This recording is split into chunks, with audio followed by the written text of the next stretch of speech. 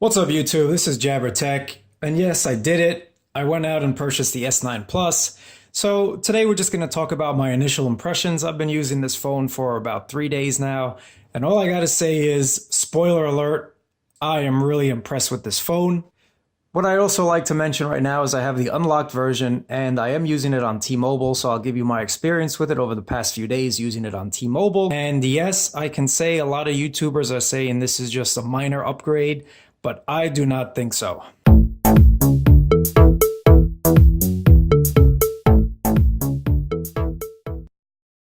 I'm just going to give you a quick rundown of all the specs for those of you who may not know. It has the latest and greatest Snapdragon 845 processor.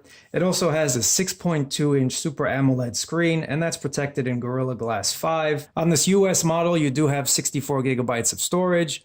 Now, of course, Samsung just announced a 128 and 256 model. Of course they did. I just bought this. Too bad for me. And the S9 Plus comes with 6 gigabytes of RAM, so that's a nice improvement. Not to mention you also have that micro SD card slot that we all love. The primary sensor on the back is a 12 megapixel sensor, which has a varying aperture which goes from 1.5 to 2.4, so that should make some really great low light in the bar type of shots. And then of course on the back you have that telephoto lens that you either love or you hate, and that's also 12 megapixel. The front you have 8 megs for your camera. I do have the coral blue edition of this phone, and I have to say that the color definitely is something that I really like. Really nice color. I definitely like it a lot. I'm really happy I chose the blue. I was just really tired of having black phones, to be honest with you guys. Wanted something different, and although I wish we had maybe a gunmetal or like a really silver edition, the blue is definitely one that I really like.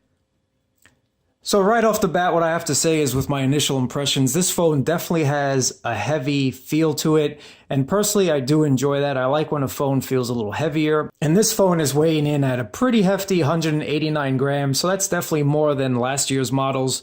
And according to Samsung, they used a sturdier and heavier aluminum and also some thicker glass, so that could account for why it's a little more hefty. But to me, I really don't mind. We are talking about a cell phones, and using this phone, I have not had any trouble or fatigue. Talking on the phone, holding it up to my ear, no problems at all whatsoever. On the bottom of this phone, you have that beloved headphone jack, USB-C, and a speaker. So even though I really haven't used that headphone jack as of yet, I am glad it's here. I do not want to spend $800, $900, $1,000 on a phone that does not have a headphone jack. That is just really silly to me. I'll get more into this phone on my full review. I just wanted to give you an initial impressions, just a short video to tell you about the little specs and to tell you about my experience using this phone. So let's get into my experience really quickly, and make sure to subscribe and thumbs up if you like this content and you want to see more about my S9 Plus adventures. I will be having some cases coming in, so definitely subscribe so you don't miss that. But I have to say the speakers on this phone are awesome. Let me just play you something really quickly.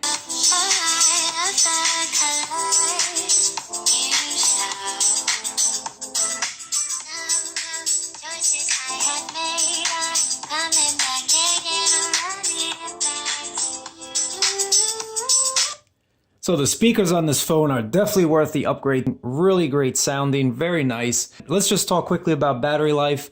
So far I'm getting a day and a half. Really surprised with this battery, very impressed with it. The phone has been super snappy, no problems at all. And as you've seen on my other videos, I quickly installed Nova Launcher, but I really have not wanted to with this phone as of yet. I kind of enjoy this stock launcher a little bit. And the next thing I want to mention, just look at my speeds on T-Mobile. So this phone supports so many more bands that it's definitely worth the upgrade, especially if you're in one of the areas that supports it. I'm in the New York City metro area on T-Mobile, and we do support these bands. So this phone supports band 71, which is a super big deal. It also has 4x4 MIMO, LAA, carrier aggregation, and 256 QAM. So this is promising to give you a speed boost of over 20% from last year's models.